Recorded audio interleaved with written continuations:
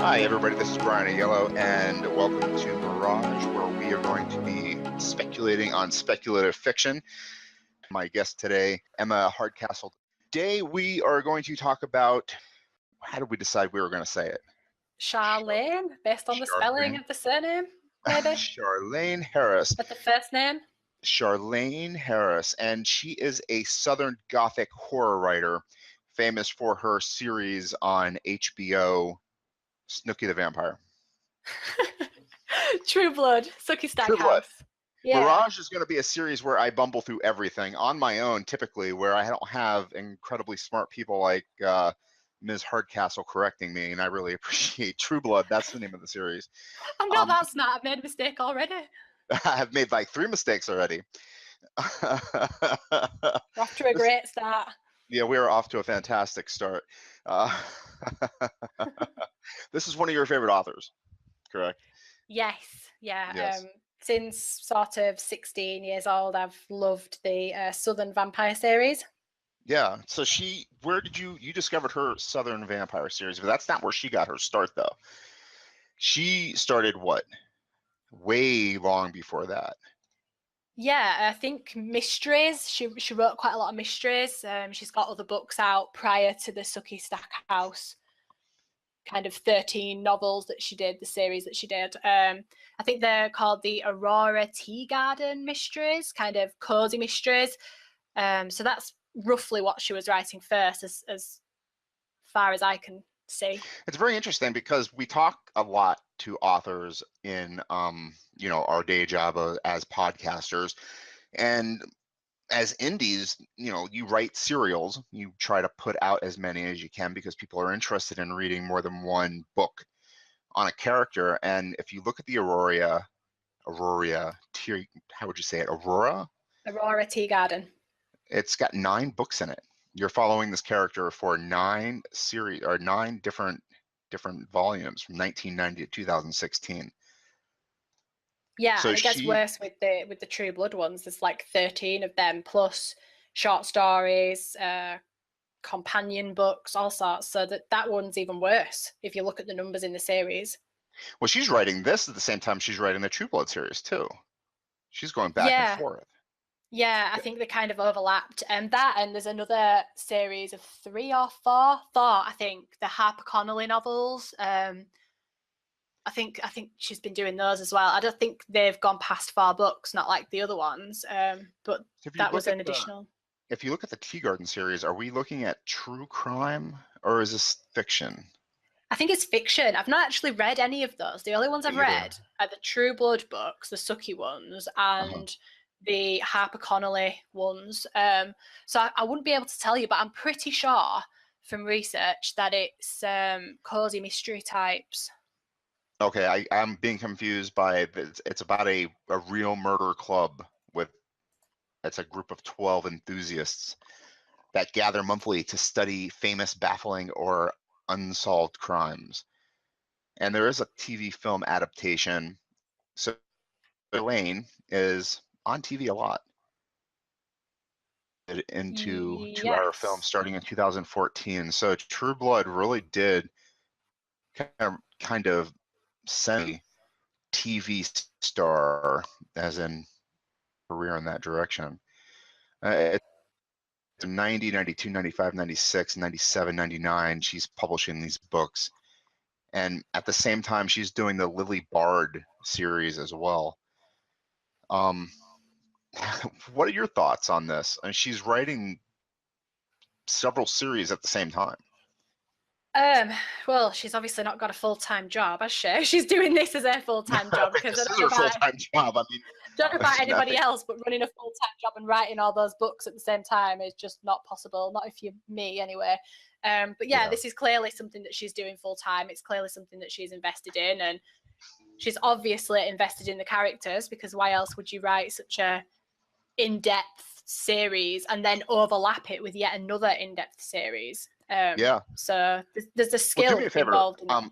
Yeah, definitely. It's lots of skill involved with not even just writing a novel where you have to kind of flip through, interweave those narratives, but you have to now writing several different characters in between books.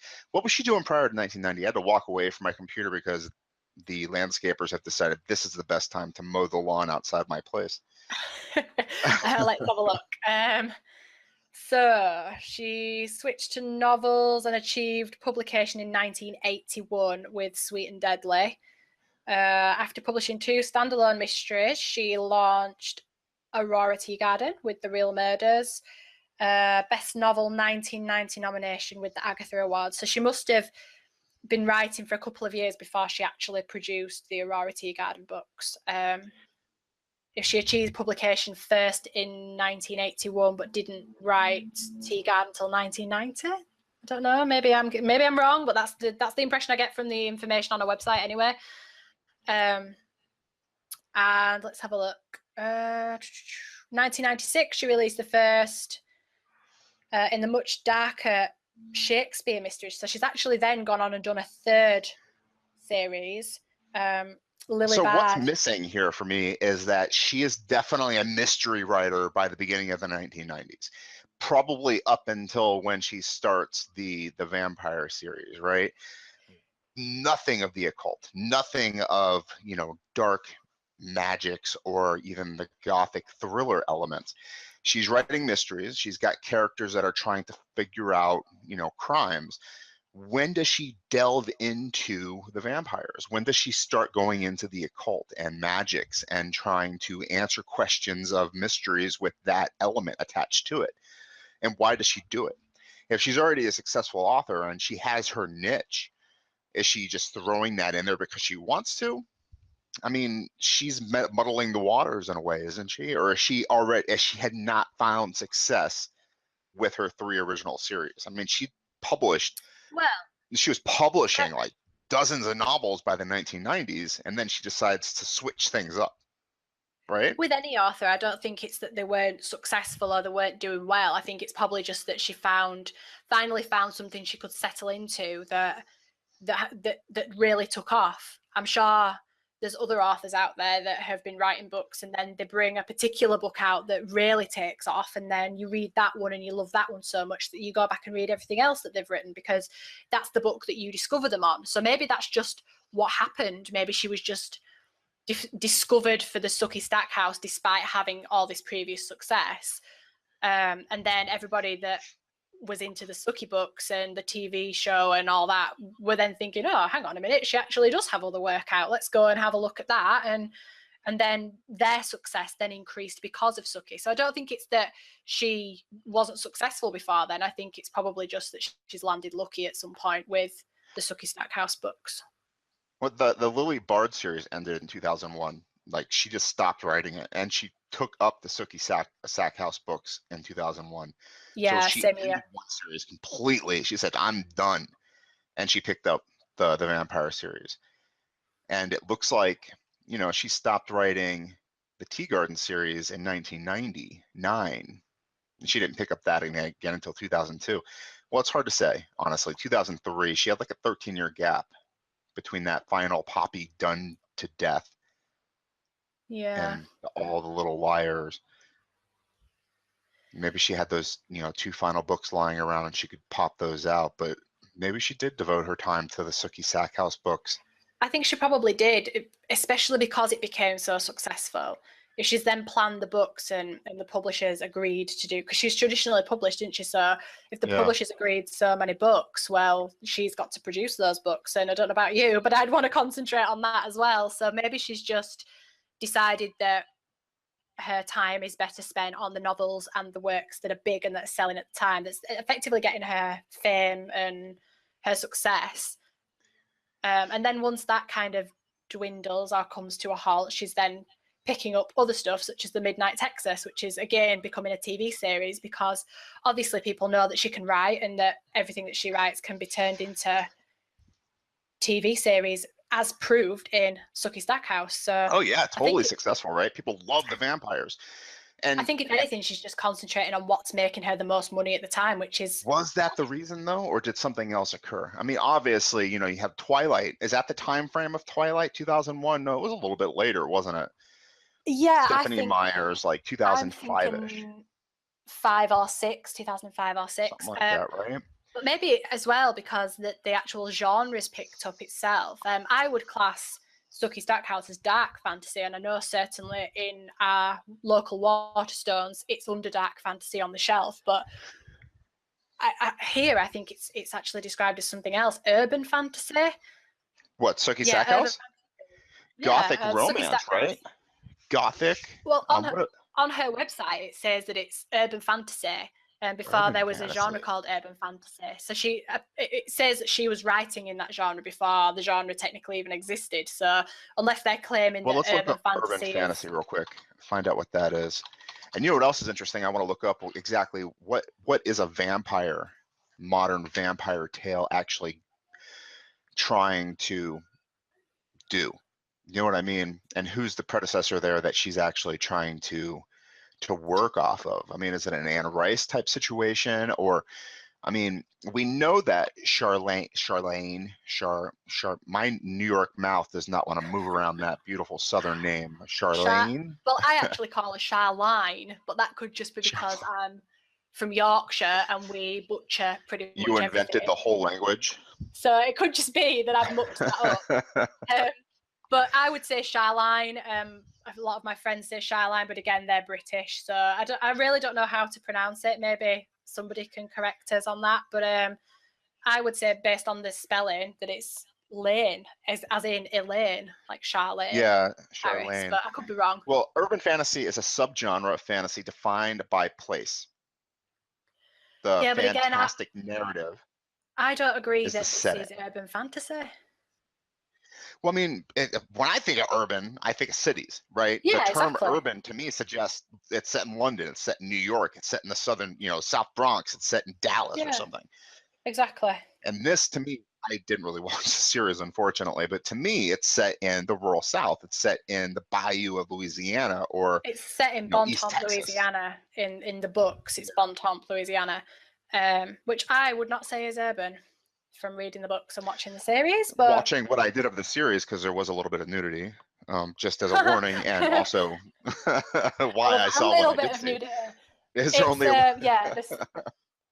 the books themselves can be. I'm not saying that they're anything like 50 Shades of Grey, because they're not.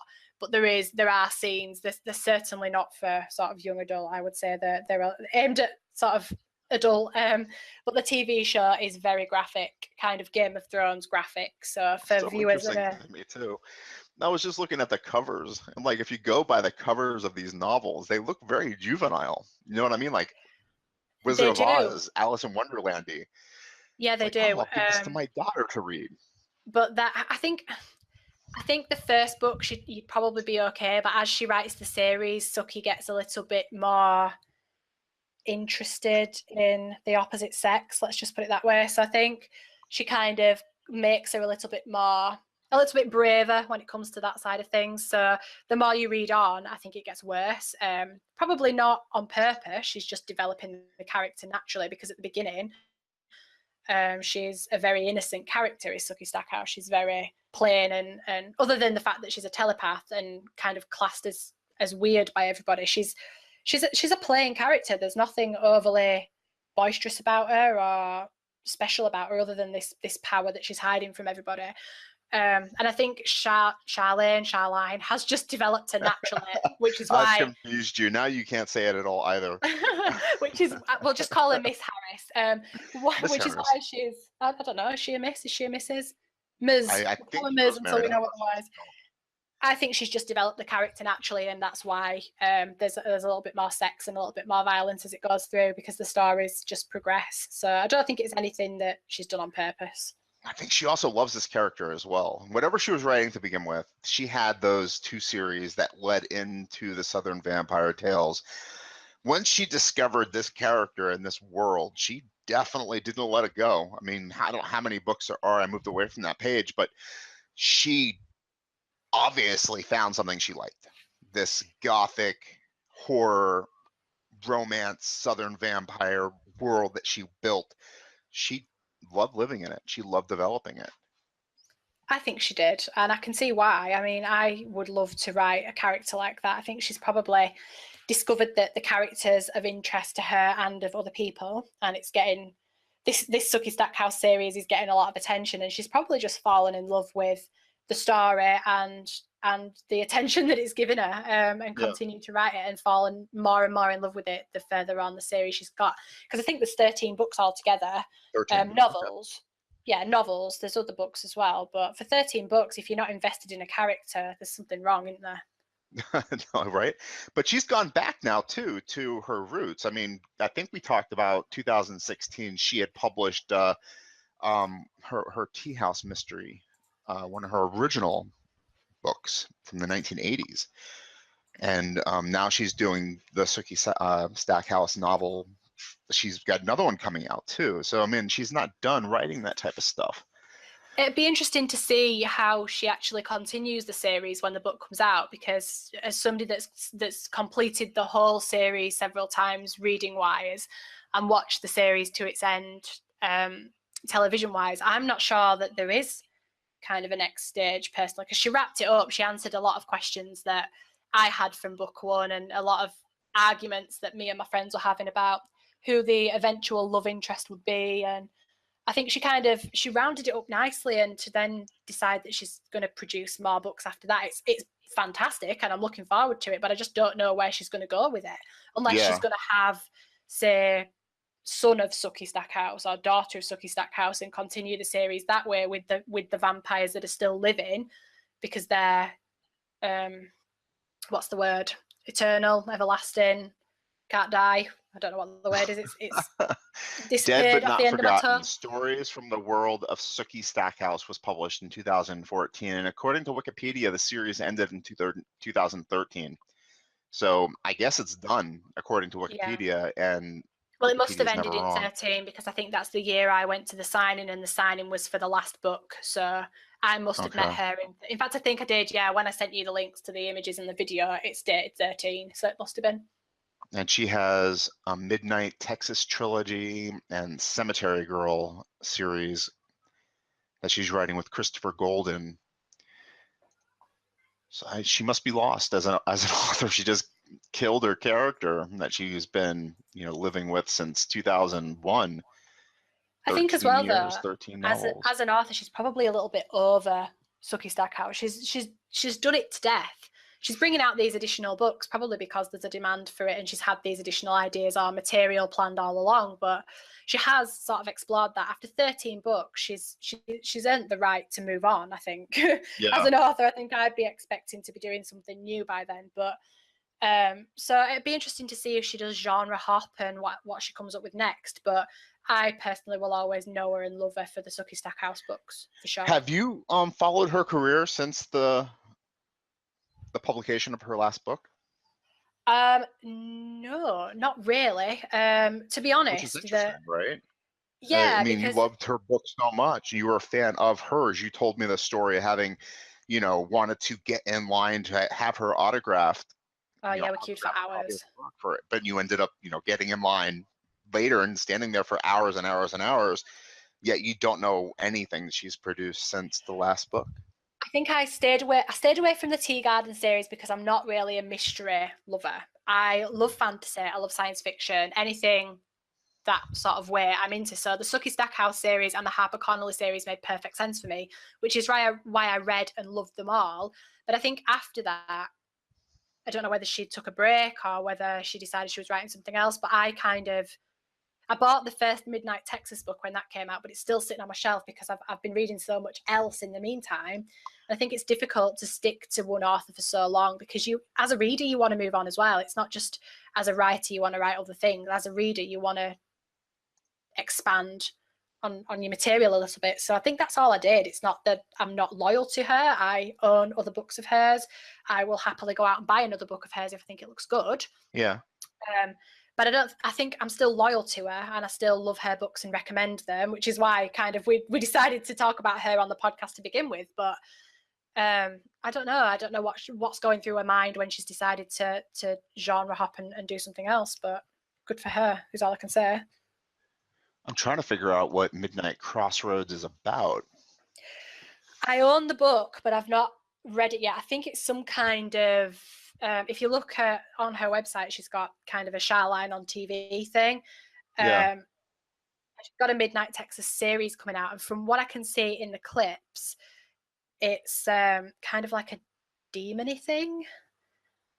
Oh, really? I guess you fall in love with Ms. Harris, and you just assume she writes about dark fantasy.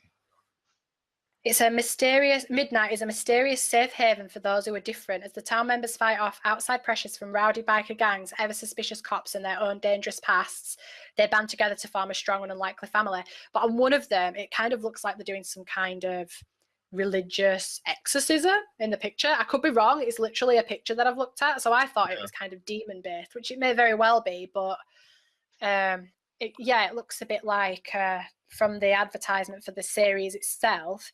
It says only outsiders fit in. So it must be a town for the supernatural, for the unusual, which is cool in itself, really. Yeah, you should read it, just to let me know. And you should read it right now. I'll do all the work, Ryan, don't you worry. do all the heavy lifting. And let me put this on pause while you listen to some documentaries and get back with me as well. So I did no research at all. I'm just letting you do all. Yeah, sure, I'll leave it with me. Yeah. And also, I want to ask you about vampires, too. She's pretty religious, this lady. She's like some deacon in her church or something. She is religious. Yeah. She's not a deacon though. She's something more than just a deacon. She is. What is she? We were looking at it last time we talked. But I wonder, the vampire is religious in general as well. It's got a connotation to it. It's keeping evil spirits. There is a lot of symbolism, especially in the Sookie Stackhouse books. I can't really speak for the others, but the Sookie books themselves, she's created an entire church just based on the worship of the sun, because the vampire is effectively the devil. So she's kind of created her own religion and her own means to access the religion through vampire or vampiric blood. And so there's the really vampires interesting. Worship the sun? No, obviously the vampires are allergic to the sun, but there's I think it's called the Fellowship of the Sun Church, and basically they hate vampires. They believe that they're the devil, that vampires should not belong on Earth, and that they're unnatural. But there's also the people that feel they can find religion through drinking vampire blood, because it's like a drug, hallucination type thing. So there's two sides of it, really. There are those that are kind of reaching these spiritual highs, whether it's a religion or not, or whether it is just the fact that they want to get high on vampire blood. There's that kind of aspect. High off the vampire. Is that in the books too, or just in the TV series? I think it's mostly in the TV series. There's 13 books, so to rack my brain that hard, I don't think there's much reference to it in the books, but in the series it is quite a religious sort of experience to go through. But it's just like they get high, they hallucinate, but they have pleasurable hallucinations most of the time. So there's that kind of aspect to the religious thing. But then there is actually the religion of the Fellowship of the Sun, who are, I'm assuming, Christian, but they just worship the sun and believe that God created the sun and the humans to get rid of the vampires. So she's put a lot of thought into it. I'll give her that. So there is kind of like an us versus them mentality to the books and the TV series. Kind of like the Christian mentality versus the non-Christian mentality. We're right, they're wrong. We're versus them. They must die for us to live. Yeah, I think so. The church is so radical at the end of the TV series that they actually build an army, and they want to kind of get people involved in the army, and they go to like religious retreats and practice killing techniques and how to kill vampires and stakes and all that kind of thing. And they actually plan to burn one on the cross at the end of one of the episodes. So it is very religious, and it is almost as if she's put her own beliefs in, but kind of turned it round so that it's not I versus somebody else, it's they versus somebody else. But I don't know, unless we kind of have her opinion, we'll never truly know her well, this is speculating on speculative fiction, so we're allowed to say whatever we want. This is true.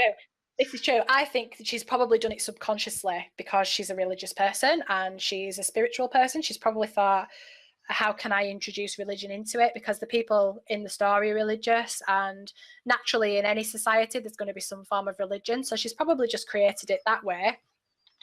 and then thought, right, well, if the character's a vampire, what's the natural enemy of the vampire, which would be the sun? So I think that's kind of where she's gone with it. I don't think she intended it to be sinister in any way, however much it might sound the more we talk about it. But it's certainly interesting. Yeah, it's very interesting. You know what else is also interesting is the fact that Anne Rice is very religious as well. She's very Catholic, and I didn't know that reading her work as a kid. She's my Charlaine Harris. I loved Anne Rice growing up. I read every single one of the Vampire Chronicles. Interview with the Vampire. I read it many, many times as a high school freshman. I just couldn't put it down.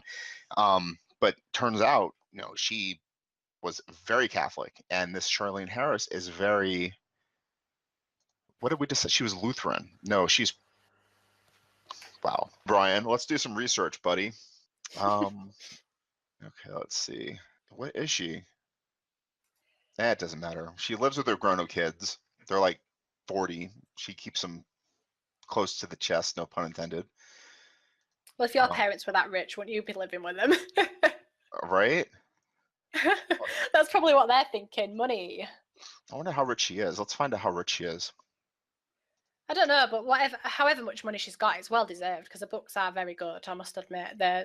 We take the mick a little bit, but actually it takes a lot to get the success that she's got, and I think any money that she does have is damn well earned.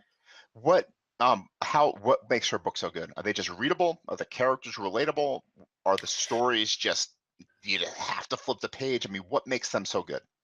I think it's a combination of everything. They're extremely readable, like they're easy to read, they're quiet, the page turners, because she keeps lots of interwoven storylines. There's bits of crime thrown in there, there's bits of mystery, there's bits of all sorts of other genres in. It's not just about the fantasy aspect of it. There's other bits and bobs. There's murders that go on and Sookie gets involved, and to some degree there's a romance aspect of it because she falls in love with the vampire. That's how the whole series kicks off. And I've completely forgotten what the original question was, but why are her books so good? Oh yeah. What do you enjoy about it? I personally just think that the storylines are very addictive. She's interwoven the genres very, very well. Enough to keep people hooked. It brings it right back around to why do vampires offer the escapism that they do, though, too? And especially for somebody like a Charlaine Harris who's writing these novels. I mean, we talked about religion and how it might be an us versus them. Let's kill the heathens and whatnot. But I mean, I don't know whether Stephanie Myers is a religious person. And probably by the time I finish typing her name into Google, I'm not going to figure it out. We can assume that she's, let's go ahead and assume she's a really strict Baptist by day. And at night she's writing really,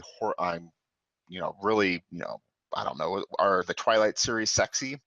Do they have not really. I wouldn't say sexy vampire sex scenes or whatever. No, they don't. They're romantic. I think that the extent of the sex scene in Twilight is some kind of scene where they eventually have sex, even though he doesn't want to because he's frightened he'll basically rip her throat out. And I think there's some kind of feather situation where the feathers of the pillow go in the air because he bites the feathers rather than her. And that's kind of the extent of it. It's a really brief scene and you don't really get much detail. And I think because it's a young adult book, she didn't want to give any more than that. But if you're suggesting that it's kind of a rebellious aspect, throwing in vampires as a rebellion against her religion, I think that's probably... That might be the case. If she's a devout Christian, that might be what it is. It might be her way of exploring means to rebel. Yeah, and also there's another thing about looking at the abyss. When you're standing on a bridge high up above water or a cliff or something, and you look down and wonder what it would feel like to jump off. You're staring into the abyss, and I guess maybe being a vampire, you're kind of you're void of that. You don't have to look into the abyss anymore. You get to avoid death and any questions of death and any doubt you might have. I mean, Charlaine, Ms. Harris is probably a very smart person. I mean, you write mysteries, you figure out puzzles, you're putting riddles together in your mind. You're probably pretty smart. And when you look at religion, you think to yourself, you know what? I have to turn a blind eye to whether or not this makes sense.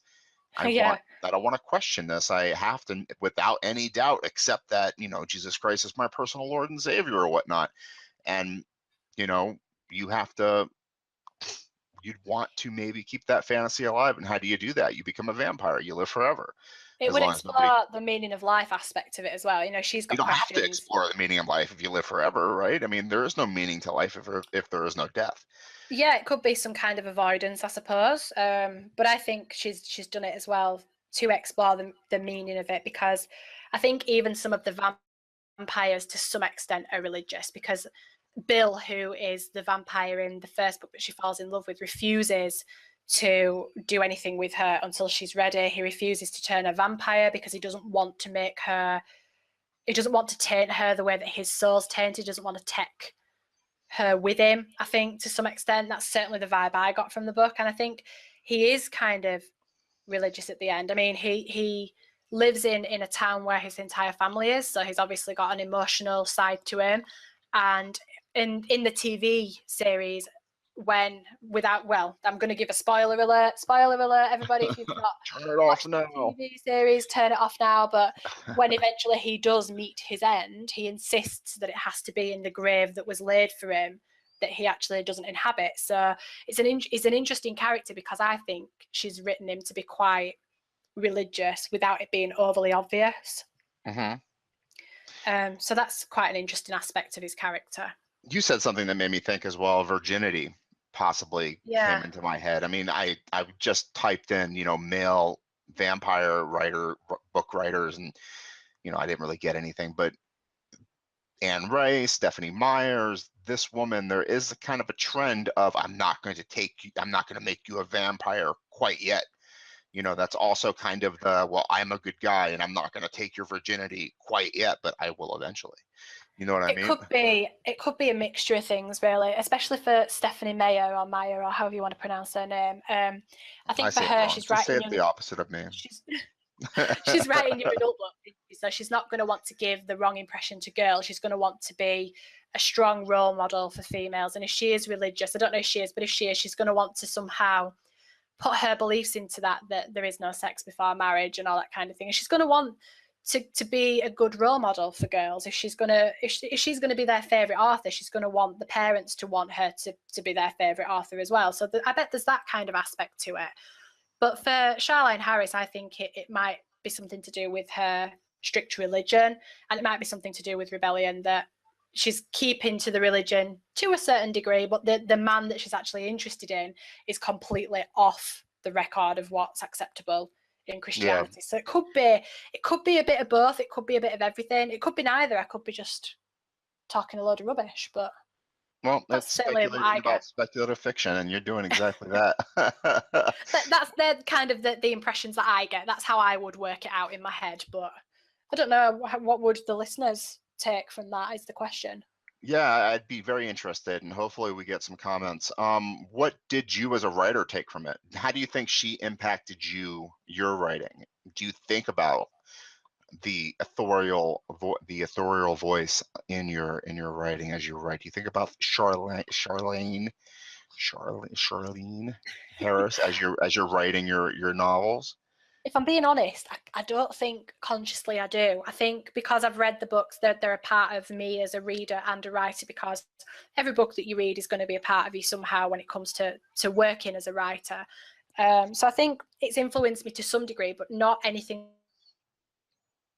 If anything, probably just wanting to write a series, an addictive series, a speculative fiction series, maybe inspired some of the themes of Pandora, but other than that, I can't really confirm or deny either way. No, I am not going to lie and say I'm of any more interest to read these novels than I was before starting this. I think it's in a quiet taste.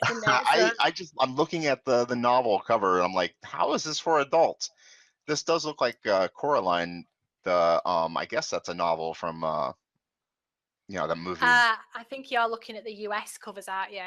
Maybe. I have no clue. Yeah, if you were to Google Sookie Stackhouse covers, there's some brightly coloured ones with kind of abstract images on. Then there's some very typical dark fantasy, urban fantasy covers with half a woman on and a dark forest background on, and I think they're the British covers. So there is a range, but yeah, the US covers are very Coraline. There's like illustrated. Yeah.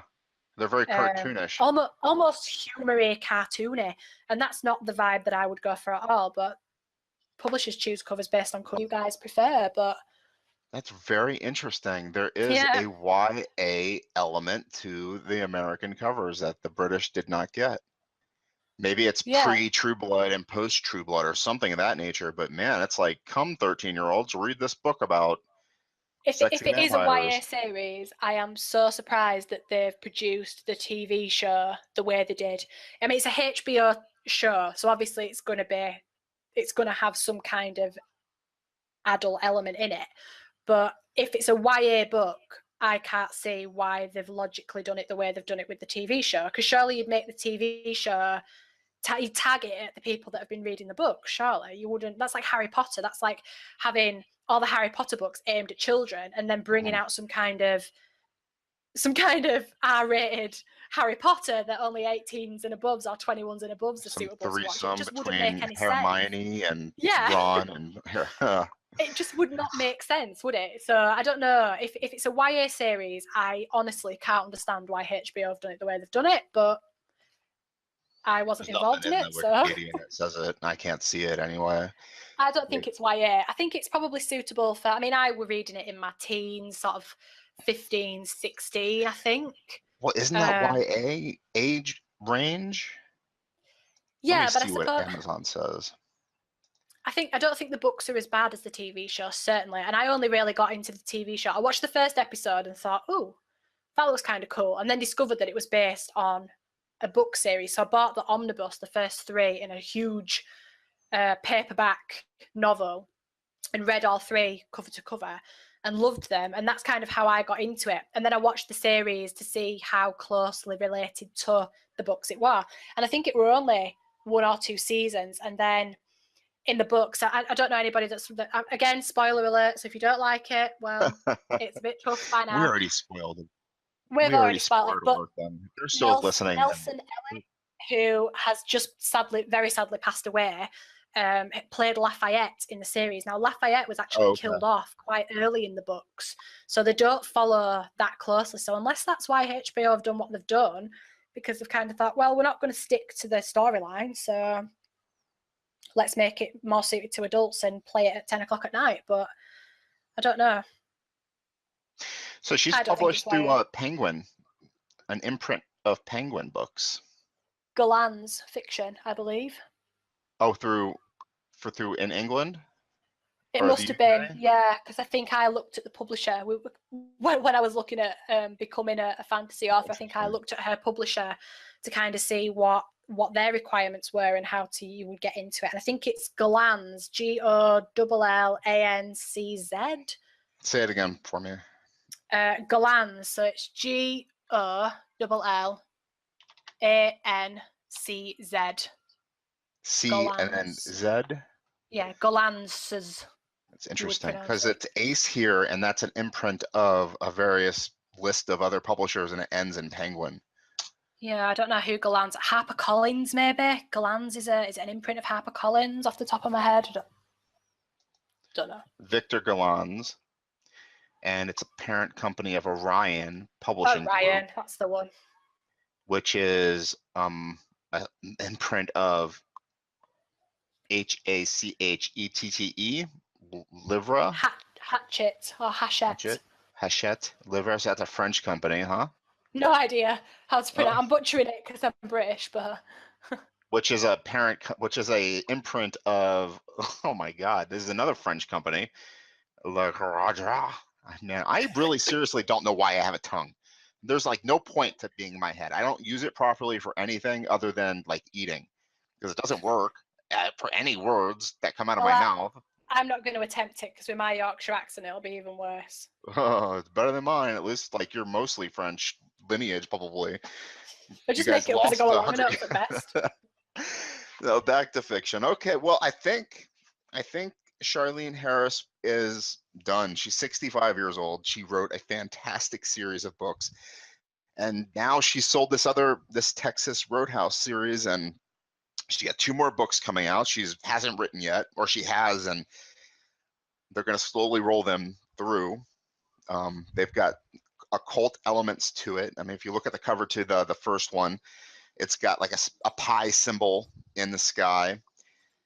I don't know. You should read it and let me know. But unfortunately, I probably won't. And it looks like you're not either. We've got no time on our hands right now to do anything. But if I had any time to read, I would have got through the 60 odd books on my bookshelf that are still pristine and waiting for me to attack them. But I will hopefully get round to them. I mean, it'd be a shame for me to not complete the whole series. I would like to see what she's done with it. And who knows, I might get a really nice surprise, or I might be really disappointed. But either way, when I finally do get round to it, I'm sure you'll be the first to know. Well, you know what? I was just thinking, I know that we're coming to the end of this episode of Mirage, and this was good. I'm really happy that we got to talk about this author. And before we say goodbye, I'm just going to go to Goodreads real quick. Yeah, sure. And just take a look at what people are saying about this book. Charlaine Harris. Let's can't spell her name. I can't say it, but at least I know how to spell it now. What's it called? The Texas Roadhouse Mysteries? You mean the newish one that she's done? Yeah. Midnight Texas, I think, is the first one. That's the one I own. So if it's not the first one, I need to go out and do some more shopping. Midnight Crossroad. Midnight Crossroad, yeah. 3.5 stars. And somebody asked if it has I know it's good, but... Ooh, somebody gave it 1 star. The 1-star review says, interested to see what this is like. They think they'll wait to see the early reviews, even though they rated it already 1 star. They're going to wait for the early reviews before they read it. I love people that do this. One of the people I had on my podcast, he had 1-star review. He had like 100 reviews. Most of them were, 5 and 4 stars. He had 1-star review. That person said, I don't know how I ended up with this book to review. I did not read it, so I don't think it's fair to actually rate it 1 star. Huh? I was like, oh my God. That's like the indie author's worst nightmare, that, isn't it? Right? Having a 1-star review and then find out that your reader's actually not bothered to read the book. He has not read it. I love Charlaine Harris. I really do. When I started reading her Sookie Stackhouse books, I was so desperate for more Harris reading material that I did something I'd never do before. I read mysteries. Why did I read mysteries? Because that's what Harris writes. She wrote mysteries for years. Only having to, oh my God, dude, why don't you tell me whether you like the book? This is like a 90-page review. You know what he rated it? 3 stars. You see, this is why I think reviews should be short and sweet. Just get to the point. Did you like the book? Did you not like the book? And why? Let's just not go into... There are graphics in here. There are freaking graphics in the review. It goes on forever. Here's another 1 star. You read the premise, supernatural people living in a small town. There's pictures. He was not angered.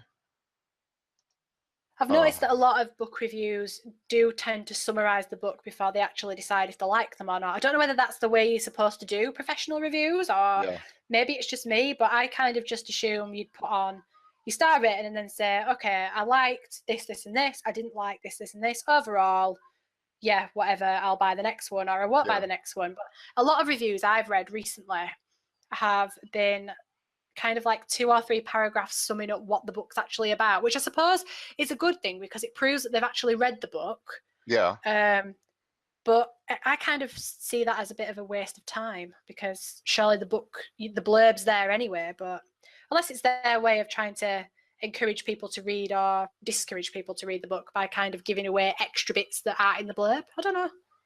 My hope when I put my book on Amazon was that I would get some critical feedback so I could make the book better. And unfortunately, so you actually wanted negative reviews. I want critical feedback. I was like, okay, go ahead, people. Let me know what you think. And then I got buried by 3,500 new books that day and the next day. And 3 months later, still no reviews. Sweet. I think my worst ever review is a 2-star, and he didn't complete reading the book. And he's actually admitted not reading the whole book because the science aspect of it he's a scientist, I think, he says in the review. And apparently the science was off, but he didn't finish reading the book, and in the end there's aliens. So I'm not really sure how he would have, what he would have thought of the science had he completed it. My review would have probably been even worse, but... Well, as long as you take the critique and find something You know what I mean? You don't have to take everything, but just find something to grow with and be a better writer. You know, it doesn't have to be everything, but one thing they said was good that you could use. Like this. What happens when a witch, a vampire, and a psychic walk into a home cooking restaurant in Midnight, Texas? Now we know there's a bunch of, you know, speculative stuff in this novel. They gave it 1 star, and he answers himself, not much happens. But that's interesting. Well, I have the book. Maybe I should just hurry up and read it. But at the moment, I've got... A lot of people don't like this novel. There's a bunch of 5 stars, and not much is being said about it. So maybe Ace is on there giving reviews.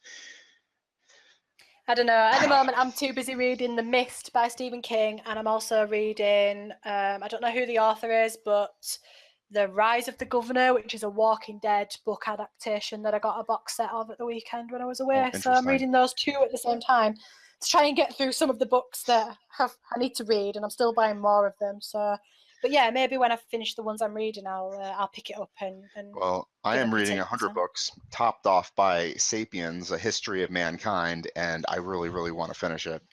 I can't read anything else. You know, so a non-fiction book. Yeah, it is.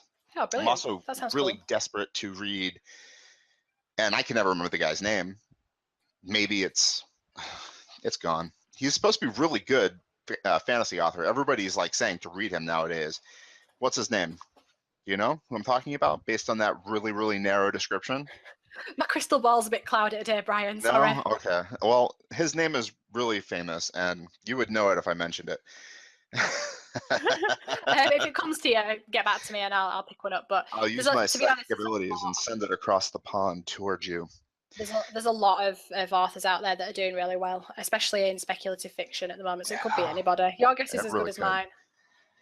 It really could. Well, this was a lot of fun, and I can't wait to have you back on. We'll try to do. I'll try to have you do more research. That, you know, you sound great, and I sound like an idiot who did not do any research again. So you stand out, and I make no sense. I think we did all right. I'm sure so too. I'm sure the listeners, viewers, whatever you want to call them, I'm sure they will tell us otherwise if we were crap. I'm sure they'll say, hey, you were crap. Hey, if they tell us if we're crap, that means they've watched and we win. So, ha. Yeah, you've wasted an hour of your life. Congratulations. We win. All right. Do you want to sum up anything before we say goodnight? No, I think we've kind of done this topic to death. Charlaine Harris, I think she's been done now. I think that's it. But if anybody else has read it and has any other opinions on the symbolism or anything else, I am always interested in that. I have read the series all the way through, so please do share it. It'd be really interesting to hear your thoughts as well. We're not just babbling on for the sake of it. We are actually interested in what other people think. Where can they find you to share their thoughts? They can find me at www.erachelhardcastle.com. Rachel spelt Rachael. And there's a contact form on there, or I'm on social media. Facebook is /eRachelHardcastle, same spelling, and Twitter is @ERHardcastle because my name's ridiculously long. Fantastic. And you can follow me at BRYAIELLO. And my website's brianaiello.com. It was great having you today, and we'll get you back on as soon as we can. It was a pleasure. Thank you very much. Always is. Bye-bye. Bye.